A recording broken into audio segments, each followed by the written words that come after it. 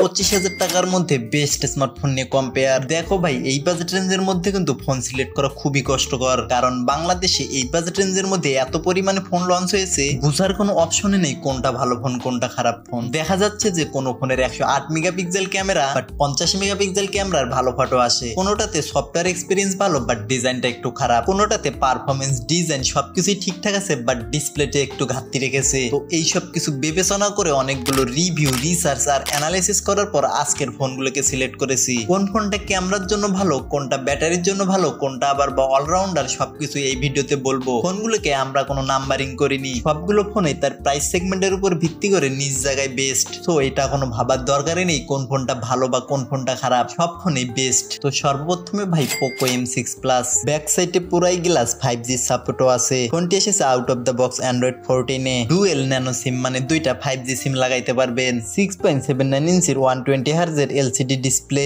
ভাই বেজেলটা কিন্তু খুবই ন্যারো। ফোনটির ডিসপ্লে প্রাইস সেগমেন্টের মধ্যে বলবো সবকিছুই ঠিকঠাক। 108 মেগাপিক্সেল প্রাইমারি ক্যামেরার সাথে 2 মেগাপিক্সেলের macro lens, front camera 13 megapixel. 108 megapixel শুনে কেউ আবার ক্রাশ খেও না, কারণ এটা এক ডিসেন্ট ক্যামেরা, একদম ফালতু ক্যামেরা বলবো না, তবে খুব ভালো ফটোগ্রাফি করা যাবে। এছাড়া ভিডিওর ক্ষেত্রে একটু ঘাটতি থাকছে, শুধুমাত্র 1080p-তে 30 fps ভিডিও রেকর্ড করতে পারবেন। এ জায়গায় 4K দেওয়াটা খুব জরুরি ছিল। Processor Qualcomm Snapdragon 4 Gen 2 AE। আপনার কোনো ধারণাই নেই এই প্রসেসরটা কতটা খতরনাক। এই প্রসেসরটি দিয়ে আপনি হাই লেভেলের মিডিয়া কনজিউম থেকে শুরু করে ফ্রি ফায়ার, পাবজির মতো গেমগুলো খুব স্মুথলি খেলতে পারবেন। এই ফোনটিকে আমি গেমিং এর জন্য বেস্ট বলবো। এই ফোনটি কিন্তু আপনি 6+128GB ভ্যারিয়েন্টের ফোনটি পাবেন 20,000 টাকায়। যারা 20,000 টাকার মধ্যে গেমিং ফোন খুঁজতেছিলেন তারা এই ফোনটিকে দেখতে পারেন।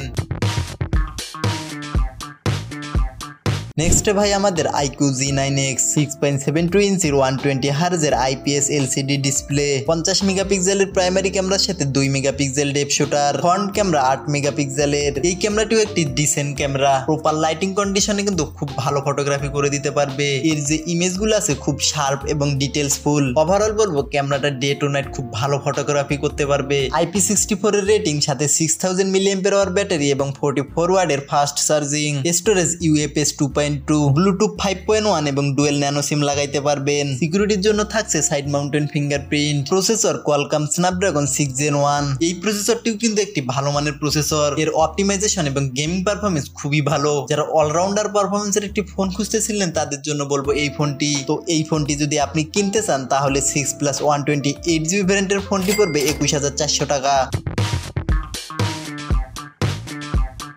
নেক্সট ভাই আমাদের Oppo K12X, যাদের বাজেট একটু বেশি, একটি ভালো মানের ফোন খুঁজতে চাচ্ছেন তাদের জন্য বলবো এই ফোনটি আপনি 25,000 টাকার মধ্যে পেয়ে যাবেন। প্রসেসর MediaTek Dimensity 6300 এবং GPU Mali G57 MC2।